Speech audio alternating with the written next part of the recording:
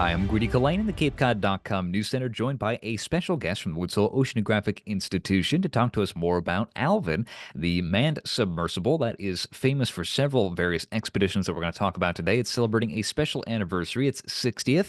Andy, do you mind just introducing yourself for our listeners? Not at all. Yeah. Hi, everyone. My name is Andy Bowen. I'm a principal engineer at Woods Hole Oceanographic Institution, and I actually am the director of the deep submergence facility, of which Alvin is the jewel in the crown, if you will, of what we operate here on behalf of the ocean science research community. All right, that's awesome. So I take it you're very involved in this. Are you hands-on kind of in the engineering department, or is your job more like schematics and kind of like planning out the designs and stuff like that? Can you tell us a little bit more about what you do specifically day to day? Sure. Yeah. I mean, am to a large extent occupied with management of the facility.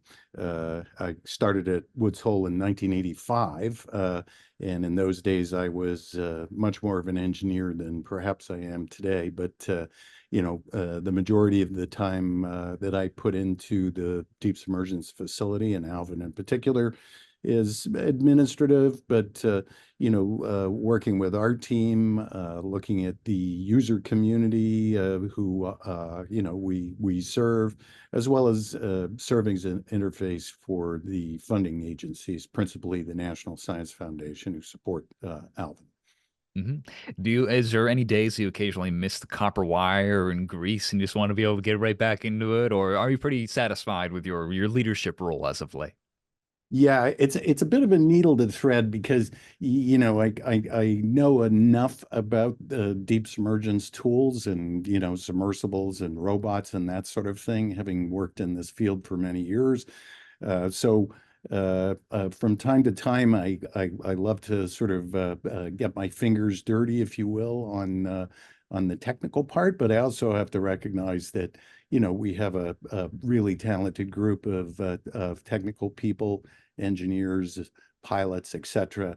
And the last thing they want to hear is, well, I remember 20 years ago, and so on and so forth. So, it's that said, there is a benefit to having so many years of experience and the key is how to thoughtfully deploy that, let's say. I'm all about it. Resource management is the key to any major leadership role, so that's good to hear. This is obviously focused around Alvin. It's a manned submersible that was first christened at the WHOI dock in 1964. So it's its 60th anniversary. Is this kind of like a ship of Theseus situation? Is it still the same Alvin, or have we been updating it over time? Are there new parts? I mean, it's a manned submersible, so I'm sure that safety is key when it comes to how this thing is run. So can you tell us a little bit more about maybe some of the missions and how things might have changed over the decades? Sure. I think, Alvin as an entity, and your reference to the ship of Theseus is, I think, incredibly apt. Uh, Alvin started life in 1964 as an initiative by the United States Navy to sort of learn how to develop and deploy the technology that was necessary to have command or be active in the world of the deep ocean beyond where typical submarines are able to operate. And so the Navy was very interested in sort of understanding the technology and, as I say, having command over it. As the years have gone on, Alvin transitioned from being a technology sort of development platform for the purposes of the U.S. Navy, and much more of a tool that is beneficial to the broader interests. I think one of the things that the chief of naval research said during his speech in 1964, he likened the art of deep submergence to the skill of being able to read. So if you're able to read, you can read Shakespeare's works, but you can also read an order for war. And I think that Alvin has proven over the many decades to provide insights that are valuable from the Navy's perspective, but also, of course, make a range of really staggering discoveries and help to rewrite the textbooks in several instances. hmm Andy, we could probably go for like 45 minutes talking more about just the intersection of like military purposes and research purposes and kind of like where the lines get crossed. Because of course, this was 1964. We had the Soviet Union still in effect in the Cold War. So I imagine that a lot of the Navy interest involved a lot of wanting to command the seas in that regard. But from this, we have a new piece of technology that has descended to the wreckage of the RMS Titanic. It's been exploring hydrothermal vents. I have a nice little explanatory piece here telling me a little bit more about these things. I promise I have memorized all of them, unfortunately. But also, it was involved in the response to the 2010 Deepwater Horizon oil spill disaster. So there's been so many interesting things that this has been a part of. Were you also involved in some of those pieces as well? Can you give us some firsthand knowledge about what it's been like to be a part of this program over the years? Sure. My association with Woods Hole Oceanographic and the Alvin in particular goes back to when I was a young university student, struggling my way through an engineering degree at the University of Rhode Island, and in an effort to raise my grades, decided that I wanted to do an independent project, and my professor was kind enough to open a door at Woods Hole, and I came over and saw the submarine, and that was in 1978. Fast forward a couple of years, and came back to Woods Hole, and through a long circuitous path, ended up joining the institution in 1985. And of course, Alvin, I think it's fair to say, played a huge role in that. 1985 was the year that the Titanic was discovered with the Argo towed vehicle. And my first project was to get involved in building the Jason Jr. robot, which was taken down to Titanic on the front of the Alvin submersible, and able to be operated from individuals inside the submarine and explore the Titanic in a manner that really was not possible to achieve with the submersible, primarily because of safety concerns. Hmm. Yeah, so this is, I mean, I'm very interested to hear a little bit more about kind of what the safety stuff has been involved, some of the if there's any kind of changes that have been made over the decades to improve safety. And unfortunately, we kind of are still living in the shadow of the Titan submersible disaster that happened nearby the wreckage of the Titanic. Very unfortunate. Several people were unfortunately killed when the submersible there imploded. Just kind of shows sort of the dangers involved in deep sea exploration. Do you mind elaborating a little bit more on some of the ways you've had to upgrade Alvin or some of the technology that it has spearheaded to make this as safe as possible? Sure. It's important to recognize that Alvin is a submersible. It's actually owned by the United States Navy, even to this day, and is operated by Woods Hole under an agreement with the U.S. Navy. The systems on the submarine are certified to the Navy rules as part of the SubSafe program. And so we have a very strong, enduring partnership with our colleagues in the Navy at the Naval Sea Systems Command, who manage the SubSafe program under which Alvin fits. And, I think it's fair to say that safety is our primary activity, if you will, in sustaining the Alvin program. Nothing is done without that being very far from our mind. And over the years, we are constantly refining our systems to address issues that, we believe are necessary to either improve safety or to, of course, make the submersible more useful for science. So, in the light of the tragedy with the Titan submersible, Juneteenth will never be the same. For me at least, because those of us in the community were very active in trying to respond to the incident and really, assist with as much help as we possibly could during the early phases, which, as we all maybe recall, were part of a rescue attempt. And so that from a personal perspective, and I think for all of us that work in this business, if you will, was traumatic, to be quite honest. And it's certainly something that we've reflected on going forward. And as I say, We're constantly improving our systems, and we're active in terms of looking at lessons learned from the Titan incident. Not so much from the technology point of view, because Titan, is maybe most people know, is a bit of an outlier in terms of the technology that was employed. Titanium is a well understood material for the pressure hull of Alvin, as opposed to something arguably more advanced like carbon fiber. But putting those aspects aside and recognizing that they are a fundamental difference between the Titan submersible and those who operated it, we've learned a lot about the response, and the way in which the community responds to an incident of this type. And I think we would be sort of derelict in our duty of operating the submarine if we didn't take those lessons to heart and use them however we can to improve our ability to respond. And R is an inclusive word here. It's not just Woods Holes, but it's the Coast Guard, the Navy, and our international partners as well. hmm Yeah, I do find it interesting and telling that asking a little bit more about some of the safety measures. Your first response is actually from a regulatory point of view of like the shared knowledge and some of the knowledge that goes into ensuring that this stuff is tried and tested in a very scientific method way. Do you, is mine, excuse me, can you tell me a little bit more about like I guess the nitty gritty of Alvin? Like, what are some of the tools that it has been used for? Some of the details. What is it rated up to, and the deepest Mhm. dive it's been able to accomplish? What are those some kind of accolades and some of the toys essentially that are involved in Alvin? Sure. I guess I would not think of Alvin or any of the components so much as toys, but think of them more as tools.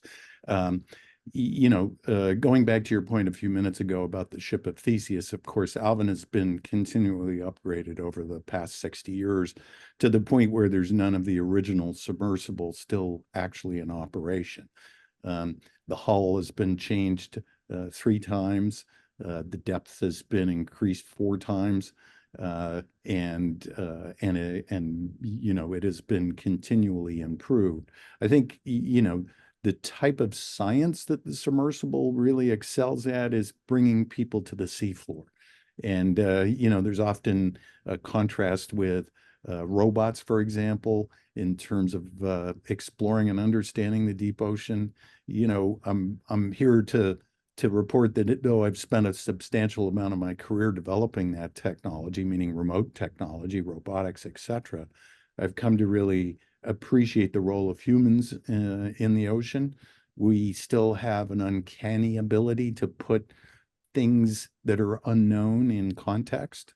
And that still remains beyond the capability of robot systems. So, if you're going into a part of the ocean that is basically unexplored, which of course, sadly, the vast majority of the ocean is unexplored, humans are just incredibly good at placing themselves in an environment and building context from what they hear, see, and feel in effect. And Alvin has flourished as a research tool because of that. The nitty gritty in terms of the tools, samplers, so systems for, sucking up marine organisms, taking cores of the seafloor, drawing out hydrothermal fluids, for example, which might be, well in excess of boiling temperatures, uh, grabbing samples, deploying instrumentation. Of course, imagery is a huge part of what we do.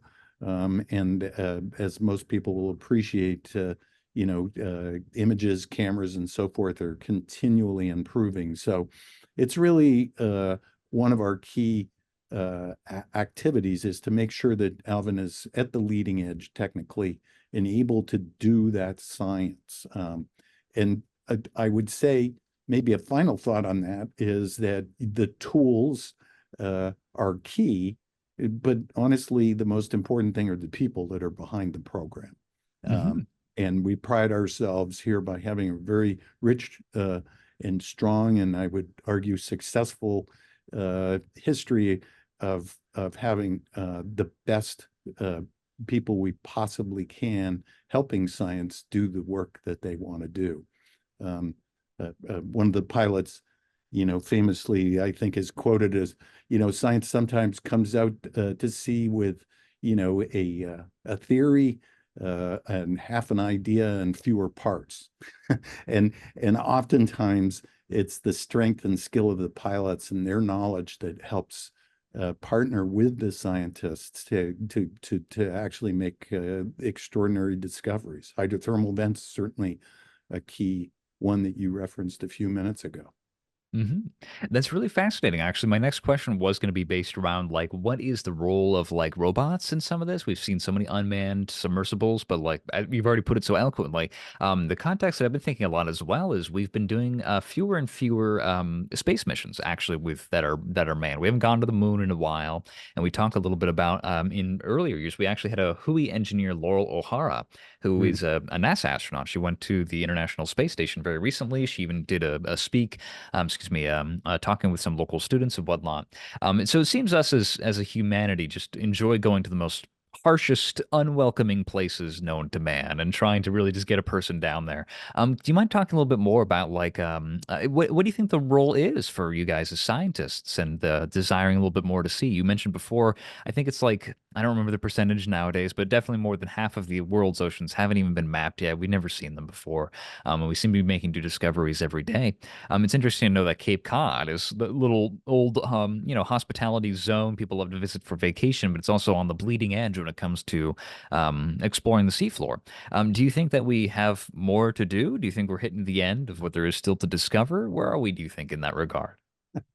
Well, no. The answer is, as you pointed out, the percentage of the ocean that has really been explored or understood, or the species that have been cataloged, etc., is just extraordinarily small. And so there is a tremendous amount of work to do, a lot of which is based on scientific understanding and theories that the researchers are interested in pursuing. But I would say that a good deal is also about the process of discovery. And we're constantly reminded that as Alvin goes about its business, there are often instances where there are certain species or natural phenomena, chemistry, etc., that no one ever had any idea that this sort of thing existed. And so the more you look, the more you realize the less you know, in a sense, right? So no, exploring the ocean is critical. The ocean plays a huge role in the global ecosystem. I think people are increasing their appreciation for that. And the work that is done here with Alvin, and indeed by researchers at Woods Hole Oceanographic Institution and around the country and beyond, and the global sort of science community, are crucial to our well-being, I think, on the planet. hmm Now, recently, we've been, of course, we're living in the era where people are much more aware of climate change now and warming waters and stuff like that. Actually, recently, we've been doing several stories talking about how this summer is this hurricane season upcoming that's now just begun, is anticipated to be pretty active one, and a lot of that is due to the warming waters and the effects on storms. Do you think, from a cultural point of view, that just the citizenry is a little bit more interested in maybe marine sciences that maybe hasn't been in previous decades? Have you been noticing an increase in interest amongst people for what you guys are doing down at Hui?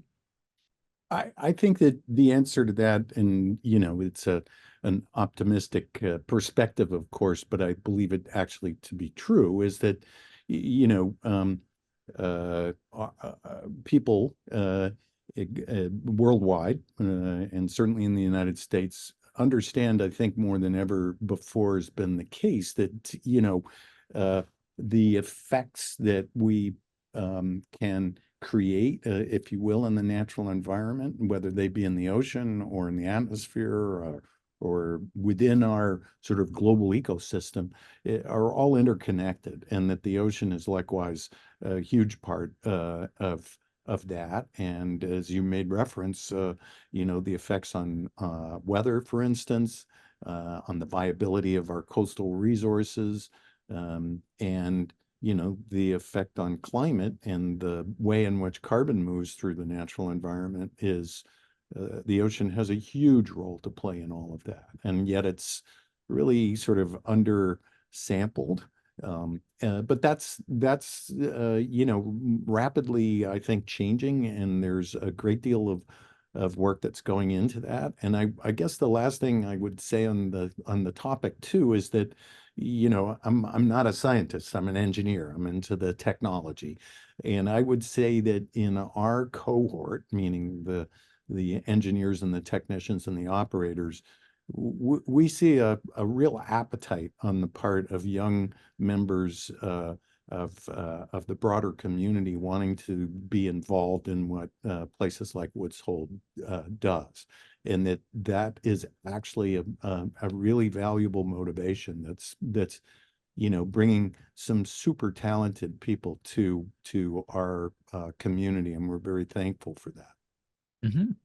Now, so we're about coming up on time, but I wanted to ask you a little bit more kind of out there questions, if you don't mind, just to have some fun while we're here. It's the 60th anniversary for Alvin.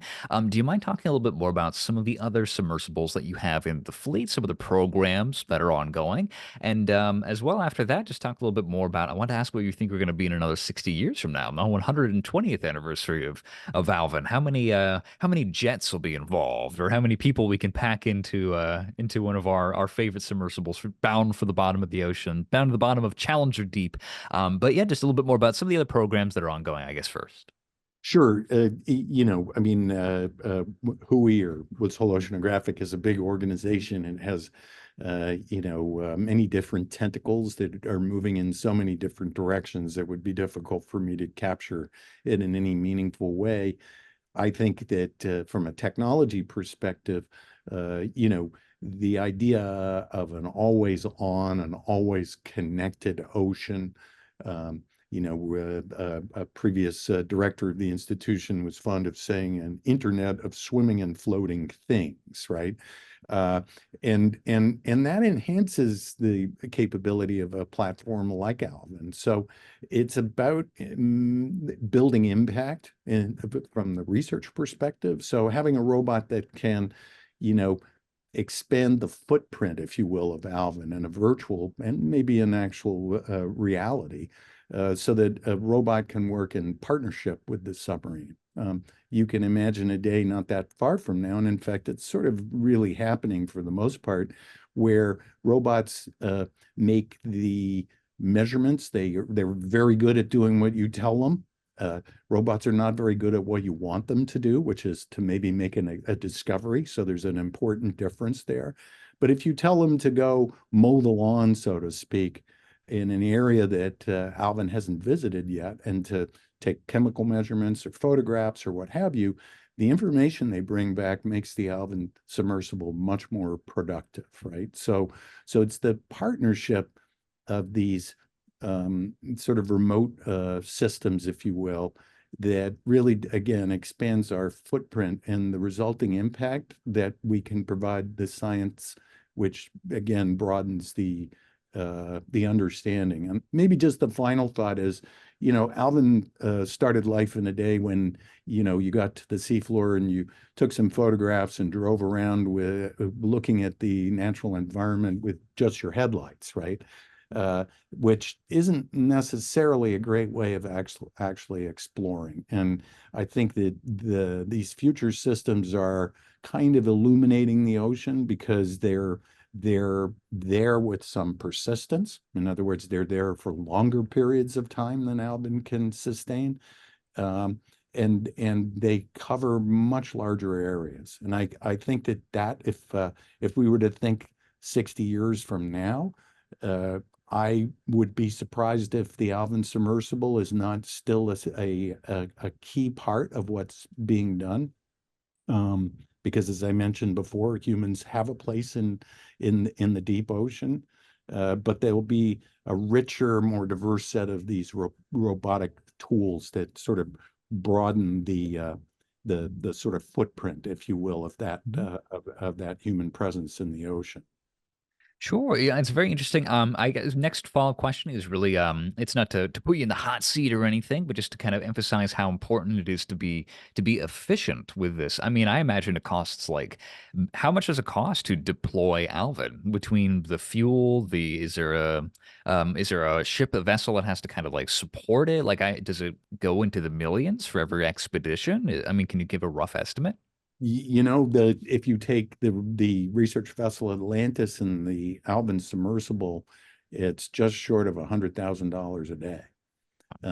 So it's expensive. I would argue that it is a tiny percentage of what is perhaps used to explore space. However, even though that sounds like a lot of money, so you know, of course, again, I'm not the most objective person in the world when I say this, but you know, the return on investment, if you will, of exploring the ocean, even though it is expensive. It's a harsh environment where you need to do things right.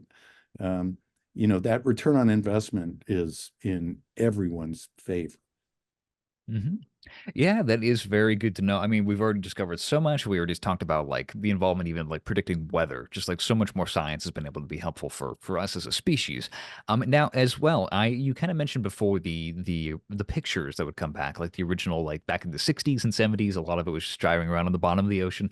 But is there kind of a magic to it, like being able to go down there and see what looks to be like another world? Sometimes I wouldn't be able to tell a difference between like, oh, this is a drone shot taken from a moon of Neptune versus this is from the bottom of the ocean nearby, just off the coast of Japan.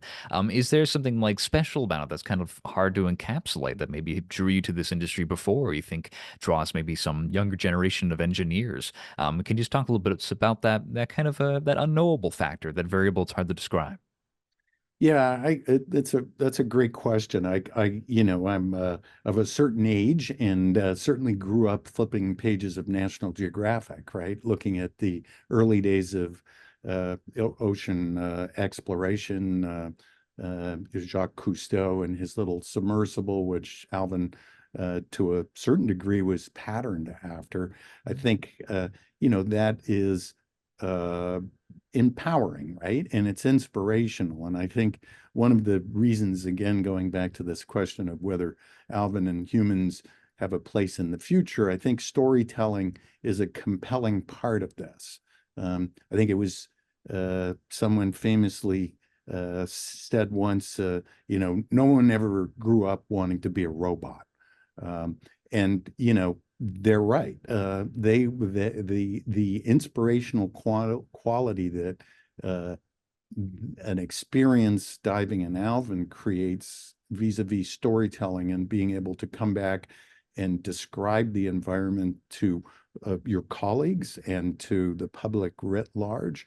That's pretty inspirational, and I think it really still to this day is an incredibly valuable tool, and it's something that we take actually as both an obligation and an opportunity when we operate the submersible.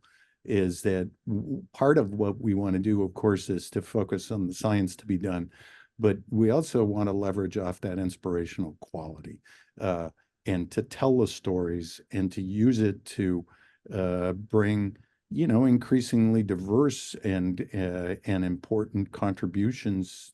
If I think of it selfishly, I'd say, you know, the next generation of engineers, right? Then who's going to be the next Andy Bowen? Or, you know, we want to use this storytelling and this adventure as a way to draw people in so that they can contribute and really go forward. hmm Yeah, that's awesome, Eddie. I mean, nobody. I mean, you got to have a little bit of love, especially to do some of these things. I imagine that as safe as this is, and there's been so much technology involved in it, it could be probably pretty scary to go down there. And so I can only imagine there has to be some layer of passion involved, and even though it's scientific and supposed to be objective. Yeah, I think, you know, in the case of the Alvin submersible, you know, we've discussed, are incredibly focused on safety, and the necessary systems of the submersible are well tested. They are built in a very purposeful, incremental way on existing and proven technology. And when you get in Alvin, you're safer than, traveling down Route 95, or certainly down Route 6 on Oh, Cape yeah. Cod. So, and not to make fun of any of this at all, but it is an incredibly safe submersible, as our community maintains, notwithstanding the Titan incident we chatted about earlier. So no, that is something that I think most people maybe think about for a few minutes, and then they get on with the adventure of being there, and more importantly, with doing their science, right? Hmm. Yeah, I think there's definitely a lot of interesting purpose, and now you're really thinking about it, like, you know what? You only live once. Why not? Why not hop aboard Alvin and see what's on the bottom of the ocean? Very interesting times. Next time we do this interview, it'll be from the bottom of the ocean, and one of us will be in one of these wonderfully well-built tin cans. But it is wonderful. Hopefully, in another 60 years, we'll still have a version of Alvin out there exploring. If not, perhaps you can maybe it'll make me feel very old, but maybe we'll have a museum piece that is Alvin preserved for future scientists and engineers to come and ogle and be able to see that's where we started. So hopefully we'll be able to see something like that soon for either more explorations to come or once again a testament to where we've been. All right. Well, thank you so much, Andy, for joining me. I just had to check the time real quick. We are about up on time. But thank you again. Is there any last closing comments that you wanted to make my listeners aware of before we let you go? No, other than thanks very much for dropping by, and for those who are either live on the Cape or visiting, come and visit us here in Woods Hole. We have an exhibit center, and we are very keen to sort of describe the work that we're doing, and so come one, come all. Although parking may be a challenge. you know, just one of those things you have to deal with on Cape Cod. I think we're all braced for it. So, in in the effort of wanting to discover more, I'm sure people will brave it still. But Andy, thank you again so much for joining me for this conversation. I'm Grady Culhane in the CapeCod.com News Center, and thank you for listening.